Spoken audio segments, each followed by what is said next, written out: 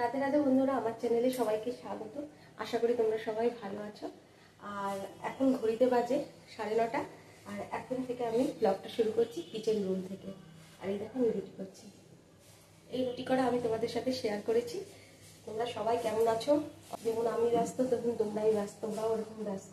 আর এই ব্যস্ততা নিয়েই কিন্তু, এই ব্যস্ততার মাঝেই কিন্তু তোমাদের সাথে হয়ে যায় একটু কথা, একটু গল্প, আর মনের অনেক কথা। আর তার সাথে সাথে এই কাজ রান্নার। রুটি আর কটা বাকি রয়েছে, রুটি কটা করে নিই, তারপর তোমাদের সাথে দেখা হচ্ছে। এই দেখো বন্ধুরা, আমার ভাত করা হয়ে গেছে, তেল গরম হয়ে গেছে। এখন এই যে দেখো, ভেন্ডি আলু দিয়ে তরকারি করব। আর তার আগে করব হচ্ছে একটু করলা কেটে রেখেছি, করলা ভাজা, কাঁচা লঙ্কা, আর এই যে সয়াবিন ভিজিয়ে জলে ভিজিয়ে রেখেছি। আগে এই ভাজাটা আগে করে নিই। দুধ গরম বসিয়েছি বন্ধুরা। এখন এই কাজগুলো খিচুড়ি করে নিই আগে, তারপর তোমাদের সাথে আবার একটু পরে দেখা হবে। বন্ধুরা, আমার করলা ভাজা করা হয়ে গেছে। আর আলু ভেন্ডি একটু নুন হলুদ দিয়ে একটু কড়াইতে নাড়াচাড়া করে নিয়ে আদা বাটা জিরে বাটা যেটা শিলে করে রেখেছি, ওই মশলাটা দিয়ে সোয়াবিনের তরকারি করে নেবো। এখানে দুটো ভেটকি মাছ রয়েছে, যেটা আজকে সর্ষে পাতুরি করবো। আর রুই মাছের মাথা রয়েছে, আর রুই মাছের পিসগুলো রেখে দেবো। তো আজকে তোমাদের সাথে ভেটকি মাছের সর্ষে পাতুরি শেয়ার করব। শিলনোড়ায় নিয়ে নিয়েছি সর্ষে, নুন, কাঁচা সর্ষের তেল আর লঙ্কা একসাথে বেটে নিয়েছি। আর ভেটকি মাছের মধ্যে নুন হলুদ মাখিয়ে দিচ্ছি, আর তার সাথে সাথে মাছের মাথাতেও নুন হলুদ মাখিয়ে দিচ্ছি। তো বন্ধুরা, নুন বাড়ন্ত হয়ে গিয়েছিল, তাই জন্য একটু নুন, নিরামিষ নুন আলাদা করে সরানো থাকে, ওখান থেকে নুন ঢেলে নিলাম। আর এইখানে দেখো বন্ধুরা, আমি তো তেলের মধ্যে মাছ ভাজা বসিয়ে দিয়েছি। আর এখানে যে সর্ষেটা বেটেছি না, ওইটা ছাঁকনি দিয়ে ছেঁকে নিলাম। এতে কি হবে, সর্ষের যে খোসাগুলো, অনেক সময় অনেকের কি হয়, সর্ষের খোসা পেটে গেলে না, খাবারের সাথে একসাথে খেলে না অনেকে পেট ব্যথা করে। তো বন্ধুরা, আমি সেই জন্য সর্ষের খোসাটা সর্ষেটা ছেঁকে নিয়েছি। এতে কী হবে, সর্ষের রসটা থাকবে, খোসাটা থাকবে না। আর সর্ষের তেলের মধ্যে পাঁচফোড়ন তেজপাতা দিয়ে সর্ষে বাটা দিলাম, নুন হলুদ দিলাম, দিয়ে ভালো করে নেড়ে মাছটাকে দিয়ে এপিট ওপিট করে বন্ধুরা এখন একটু মাখো মাখো সর্ষে পাতুরি ভেটকি মাছের নামিয়ে ফেলবো। তোমাদের সাথে আজকে এই রেসিপিটা আমি শেয়ার করে দিলাম।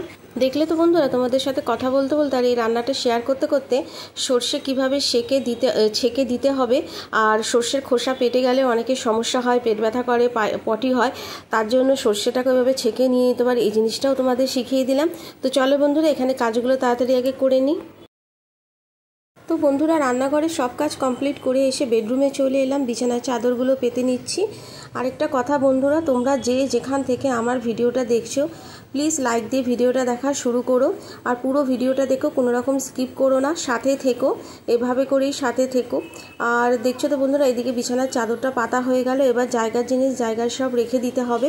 মাদুরটাও পেতে নিলাম। দেখো, বিছানা গোছানো হয়ে গেছে আমার। চাদরটা চেঞ্জ করে নিয়েছি, চাদরটা ওই পাশে খুলে রেখেছি। আর ওই টুল ভর্তি জামা কাপড়, জানো এত জামা কাপড়, ওগুলো ভাঁজ করা হয়নি কিছু না। আর এই দেখো, এখানে এই যে সব এগুলো গুছিয়েছি। পাঁচ বালিশটা আবার সেই তুলো বেরিয়ে যাচ্ছে, এটাকে ঠিক করতে হবে। বালিশের ওষারও লাগানো হয়নি। আর এই দেখো, এই যে সব কমপ্লিট। এখানে এই বোতলগুলো ফাঁকা, এই যে এই কটা বোতল ফাঁকা। আর এই একটা জার, বিকেলে জল নিয়ে আসবো। একটা সময় আবার টালার জল দেবে, তখন আবার নিচে গিয়ে জল ভরবো। তো চলো বন্ধুরা, এখন আমি স্নান করতে যাই। আর একটা কথা বলি, তোমরা অনেকেই আমার ভিডিও দেখছো না, জানি না আমার ভিডিও ভালো হয়তো হচ্ছে না। এটাই তো এখন মনে করবো যে আমার ভিডিও হয়তো ভালো হচ্ছে না, ওই জন্য হয়তো তোমরা কেউ ভিডিও দেখছো না। তোমরা প্লিজ ভিডিওটা দেখো। অনেক কষ্ট করে একটা ভিডিও তোলা হয়, এটা সবার ক্ষেত্রেই আমি বলছি। একটা ভিডিও তুলে তাকে এডিটিং করা, তাকে অডিও দেওয়া, সাউন্ড কমানো বাড়ানো থেকে শুরু করা, কাটিং, অনেক কাজ থাকে। করার পর একটা ভিডিও তৈরি হয়, তারপর সেই ভিডিওটা আমরা আপলোড করি, ইউটিউবে দিই। তোমরা সবাই ভিডিওটা দেখো। আমি তোমাদের সবার পাশে আছি, সাথে আছি, আর এইরকম থাকবো। আরেকটা কথা, তোমরাও আমার পাশে থেকো, সাথে থেকো, সাপোর্ট করো। বন্ধুরা আমি স্নান করে চলে এসেছি, এসে আমার ঠাকুরের নাম নেওয়া হয়ে গেছে। আর আমি খেয়ে নিলাম হোমিওপ্যাথি ওষুধ, যে ওষুধটা মানে আঁচিলের জন্য যে ওষুধটা খাই, কারণ আধা ঘন্টা অপেক্ষা করতে হবে, তারপর দুপুরের খাবার খেতে হবে, তাই ওষুধটা খেয়ে নিয়ে এই যে জামা কাপড়গুলো মেলে দিচ্ছি। আর কি বলবো, আকাশের অবস্থা যা হয়ে রয়েছে বন্ধুরা, আকাশটা কালো হয়ে রয়েছে একদিকে, আরেক দিকেও কালো হয়ে যাচ্ছে, মনে হচ্ছে যেন খুব জোরে বৃষ্টি নামবে। গতকালও খুব মুষলধারে বৃষ্টি হয়েছে, আজকে সকাল থেকে হালকা রোদ ছিল, কিন্তু আবার এখন দেখো একদম আকাশের অবস্থা খারাপ হয়ে রয়েছে। এই তো জামা কাপড়গুলো কাচাকুচি করা হয়েছে, এখন সব মেলে দিচ্ছি। চলে এলাম রান্নাঘরে দুধটা গরম করতে।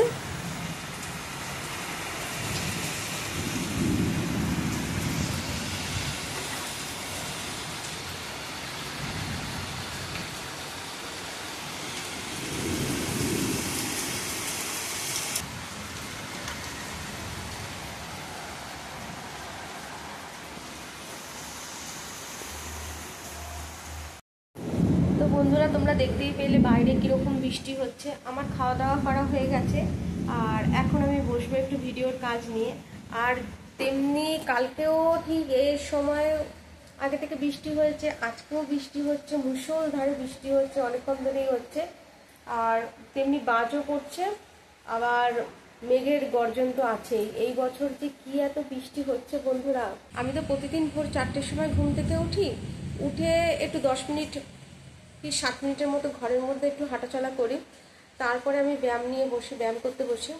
এবার রাস্তায় আমি বেরোতে পারি না, কারণ এখানে যে কুকুরগুলো যা উৎপাত করে বন্ধুরা, অত ভোরবেলায় রাস্তায় বেরোনো পুরো অন্ধকার থাকে।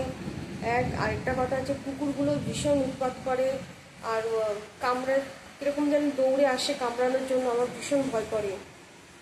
তো অত ভোরে আমি ওই জন্য বেরোই না। আমি অত ভোরবেলা কী করে উঠে আমি ব্যায়ামটা করে নিই।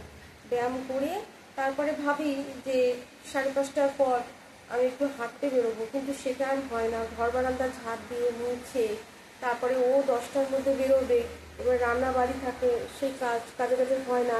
খাবারটা করে দিতে হয়। দুপুরে তো কোনো দিন দুপুরে খেতে আসে, যখন এইদিকে কোনো কাজেতে আসে দুপুরবেলা খেতে আসে, আর যদি এইদিকে কাজে না আসে তখন 10টার মধ্যে, বেশিরভাগ সময় 10টার মধ্যে আমাকে করেই দিতে হয়। আর তখন এত তাড়া থাকে। আর যদিও বা বেরোয় হয়তো ফুলমালা একটু নিয়ে এলাম, আর আমি যদি না যাই তাহলে ওই নিয়ে আসে। কাজে আমার ওই সকালের দিকে হাঁটতে যাওয়াটা খুব একটা আমার হয়ে ওঠে না। মুষলধারে বৃষ্টি হচ্ছে, মেঘের আওয়াজটা তোমরা শুনতেই পাচ্ছ, নিশ্চয়ই শুনতে পাচ্ছ, বৃষ্টির আওয়াজও শুনতে পাচ্ছ, মেঘের গুঁড়ো আওয়াজও তোমরা সব শুনতে পাচ্ছ। ক্যামেরা নিয়ে বাইরে বারান্দায় বেশিক্ষণ দাঁড়ানো যাবে না, বৃষ্টির ছাড়টা না এইদিকে। এই দেখো না, জানলা টানলা সব বন্ধ করে দিয়েছে। আর তোমরা দেখো জানলার কাছে কালকে জানো কি হয়েছে, কালকে বারান্দায় জামা কাপড় তুলতে গিয়ে এদিকে বেডরুমের জানলাও খোলা, আর ঠাকুরঘরের জানলাও খোলা, কিচেনের জানলাও খোলা। ব্যাস, বারান্দায় জামা কাপড় তুলতে গেছি, দৌড়াতে গেছি ডাইনিংয়ে, বেডরুম ছেড়ে ডাইনিংয়ে চলে গেছি জানলা বন্ধ করতে। জানলা বন্ধ করেছি, তাও জমিনের মধ্যে জল চলে এসেছে। আর বেডরুমে বালিশ ভিজেছে, চাদর ভিজেছে, মশারিটা ভিজেছে, 5 বালিশের একটা দিক ভিজেছে। ওই যে দেরি হয়ে গেছে জানলার কাজ বন্ধ করতে। আবার রান্নাঘরে জানলার দিকে ছাদটা ছিল না। আর এই দেখো বৃষ্টি, এই দেখো জানলা বন্ধ করে দিয়েছি, নাহলে পুরো বৃষ্টির কাঁচ ঘেঁষে জল পড়ছে বাইরের দিকে। চলো দেখাচ্ছি তোমাদেরকে। বৃষ্টি হচ্ছে তো, এবার আমি যদি জানলাটা খুলি না, পুরো একদম, আমার তো চাদর দেওয়া জানলা এখনো অবধি লাগানোই হয়নি। এই দেখো, তোমরা বুঝতে পারছো কি না আমি তো ঠিক বুঝতে পারছি না। এই দেখো জলগুলো, এই যে বন্ধুরা, এই দেখো জলগুলো, এই যে জলগুলো দেখেছি, জলগুলো বেয়ে বেয়ে পড়ছে। এখন যদি জানলা খোলা থাকতো না, পুরো আমার এই চাদর পুরো ভিজে যেত। এই দেখো, দেখেছো এই যে বৃষ্টির ছাদগুলো, দেখেছো কত মুষলধারে বৃষ্টি হচ্ছে। কিছুদিন আগে কলকাতায় মেঘভাঙা বৃষ্টি হলো, তখন আমি ভিডিও দিয়েছিলাম, শর্ট ভিডিও, লং ভিডিও দিয়েছিলাম। পুরো কলকাতা মানে একদম ভাসছিল তখন। এই যে ডাইনিংয়ে দেখো, দেখেছো জলগুলো পড়ছে, দেখছো বৃষ্টির জলগুলো, মানে জানলা খোলা রাখলে একদম পুরো ছাড় চলে আসবে। আর ওইটা একটু সরিয়ে দিই।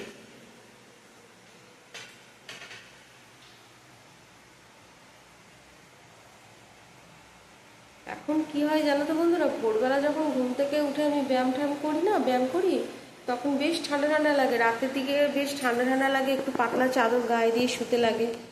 আর দেখছি তাও বন্ধুরা পুরো বৃষ্টিতে ভিজে যাবে। দেখো ছাদটা দেখেছো এইদিকে, দাঁড়াও দেখাচ্ছি।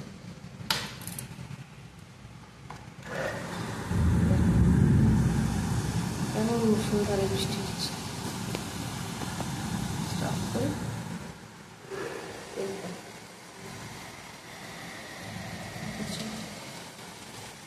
আর হাওয়াও দিচ্ছে বন্ধুরা। এই দেখো আমার ঠাকুরের জায়গা পোছার কাপড়টা হাওয়াতে কত হচ্ছে, এরকম মানে খুললে পুরো জল চলে আসছে। আজকের ভিডিওটি তোমাদের সবার কীরকম লাগলো অবশ্যই কমেন্ট করে জানিও। এভাবে করে আমাকে সাপোর্ট করো, পাশে থেকো, আমার ভিডিওগুলো দেখো। তোমরা সবাই ভালো থেকো, সুস্থ থেকো। রাধে রাধে।